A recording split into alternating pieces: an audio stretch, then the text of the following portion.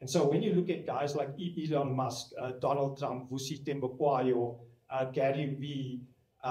Jeff Bezos, CEO and founder of Amazon,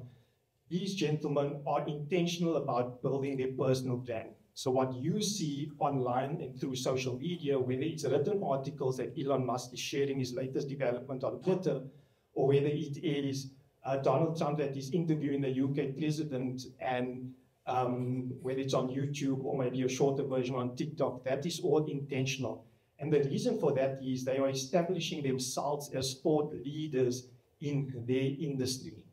So if you are wanting to establish yourself, whatever industry, whatever sector, whether it's health, fitness, technology, finance, HR, personal branding is an effective way for you to do it through written content, through social media channels, through other digital marketing channels, and through short-form video content and long-form video content.